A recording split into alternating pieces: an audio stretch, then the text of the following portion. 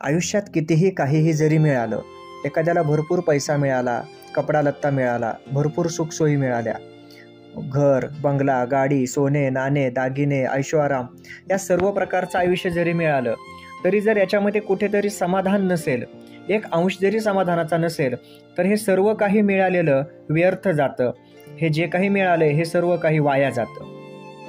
कारण जेव्हा आपण आयुष्यामध्ये आपण काय काय मिळवलं याची बेरीज करत असतो, ही बेरीज करताना जर ती बेरीज आपली बरोबरच लागली तर त्यात समाधान कुठलं उरलं?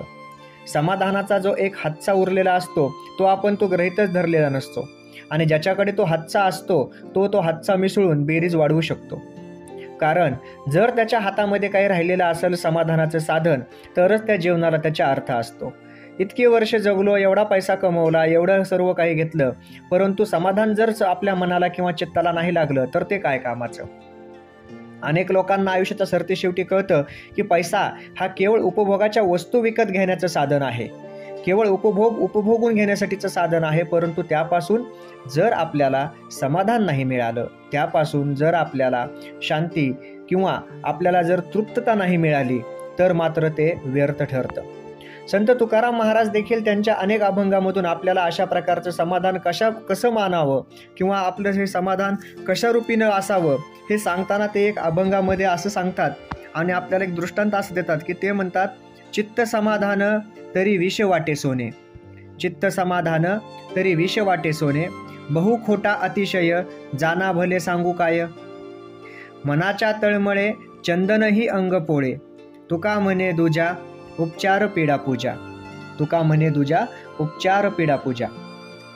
या अभंगामधून संत तुकाराम महाराज समाधानी मन कसं असावं किंवा चित्ताला, शरीराला, आत्म्याला समाधान कसं प्राप्त होईल किंवा समाधानी मन असेल तर कशा गोष्टी आपल्याला दिसून येतील, हे कसं जाणून येतील हे सांगितलेलं आहे. कारण बरेच लोकांना हे कळत नाही की ते समाधानी आहेत का नाही, हाच मोठा त्यांच्या पुढे प्रश्न पडतो. यापेक्षा बिकट किंवा वाईट अवस्था काय की स्वतः समाधानी आहात का नाही याचं उत्तर जर व्यवस्थित देता येत नसेल किंवा कळत नसेल तर मग काय सांगायचं. कारण चित्त जर समाधान असेल तर तुम्हाला सोनं सुद्धा विषा समान वाटतं, असं संत तुकाराम महाराज त्यांच्या अभंगामधून आपल्याला सांगतात. जन गृहस्थ आहात आणि जर तुमच्या मनामध्ये लालसा किंवा एखाद्या गोष्टीविषयीची जर तुमच्या मनामध्ये ओढ निर्माण झाली तर तुम्हाला ह्याच्यापासून काही त्रासच होणार आहे. कारण ती लालसा किंवा तो हव्यास हे तुम्हाला शांत बसू देणार नाही. आणि प्रपंचामध्ये जर अशा गोष्टी जास्तच प्रमाणात होत असतील तर देखील तुमचा समतोल ढासळू शकतो आणि तुम्ही त्या हव्यासाचा बळी ठरू शकतात, असं तुकाराम महाराज ते सांगून देतात. मनाच्या तळमळे चंदनही अंग पोळे, ते असं पुढे म्हणतात की जर तुमच्या मनाची तळमळ, जर तुमच्या मनाची घालमेल ही समाधानाच्या रूपातून होतच नसेल, म्हणजे तुमची तळमळ घालमेल ही एखाद्या गोष्टीला प्राप्त करण्यासाठी असेल, एखाद्या हव्यासासाठी असेल, किंवा तुम्हाला विषयाविषयी एखाद्या आसक्ती निर्माण झाली असेल आणि त्याच्यामधून जर त्या लालसेपोटी जर तुमच्या मनाची तळमळ होत असेल, तुम्हाला प्रत्येक वेळेस वाटत असेल की ही गोष्ट याला मिळाली आहे, आपल्याला कसं काय नाही भेटली, याच्याकडे एवढा पैसा आहे, सोनं आहे, गाडी आहे, बंगला आहे, आपल्याकडे का नाही आहे, आणि असं करत जर तुम्ही त्या गोष्टीविषयीचा जर हव्यास मनात धरला तर देखील तुमचा घात होऊ शकतो किंवा तुमचा ऱ्हास होऊ शकतो. कारण तुमचं मन, तुमचं चित्त हे तिकडच्या गोष्टीकडे, त्या वासनेकडे जास्त झुकल्या जाईल आणि मग तुमच्या मनाची घालमेल सुरू होईल, तुमच्या मनाची तळमळ सुरू होईल आणि ह्या मनाच्या तळमळीला आगीचं स्वरूप प्राप्त होऊ शकतं. म्हणजे मनामध्ये तुमच्या जलन होऊ शकते, तुमचं मन जळू लागतं. आणि मग असं जर मन जळू लागलं तर अशा शरीरावर किंवा अशा मनावर चंदनाची जरी उटी लावली, चंदनाचा लेप जरी लावला तरी देखील तुमचं अंग पोळत जाईल. कारण चंदन हे थंडपणा देतं, शीत गुण असलेलं हे चंदन असतं, मनाला, शरीराला शांती देतं. परंतु जर तुमच्या मनाची अवस्था घालमेल, आसक्तीकडे जर असेल, लालसेकडे जर असेल, तर हे चंदन देखील तुमच्या मनाला थंडावा देऊ शकत नाही किंवा थंडपणा देऊ शकत नाही. कारण आपण आयुष्यामध्ये वावरताना जर आसक्तीकडे झुकलो किंवा एखाद्या गोष्टीच्या हव्यासाकडे झुकलो तर मात्र ह्या गोष्टीचा त्रास होत राहणार आहे. आपण जर एखाद्या गोष्टीमध्ये समाधान मानायला शिकलो, जे आहे आपलं ते आपल्याला मिळणार आहे, त्यासाठी फक्त प्रयत्न आपले प्रामाणिक हवेत. आणि जर आपले प्रयत्न प्रामाणिक असतील, आपले जर कष्ट व्यवस्थित असतील आणि जर आपल्या पाठीशी आपला पाठीराखा असेल, तर निश्चित एक ना एक दिवस आपल्याला ती गोष्टी किंवा ती वस्तू आपल्याला मिळून जाईल. परंतु त्या वस्तूविषयी आसक्ती धरणं किंवा मनामध्ये त्या वस्तूविषयीचा लोभ किंवा हाव धरणं हे मात्र चुकीचं होतं आणि मग ते अंगाची आपल्या किंवा मनाची तळमळ आणि घालमेल ही वाढत जाते. तुका म्हणे तुझ्या उपचार पेडा पूजा.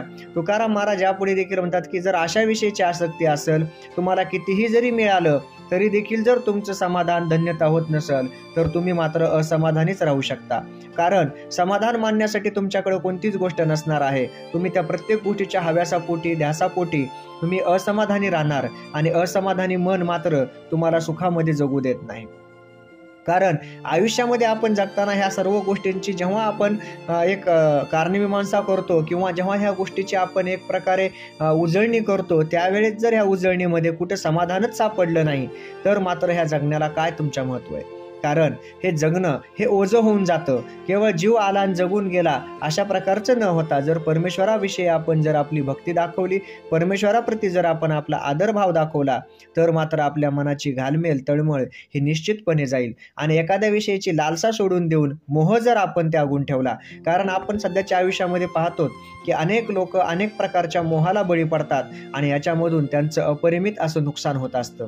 हे नुकसान बऱ्याच वेळेस भरून देखील निघत नाही, कारण तो मोह माणसाला एवढं त्याच्या पाशामध्ये अडकून टाकतो आणि माणूस त्याच्या गर्ततेत हरवून जातो.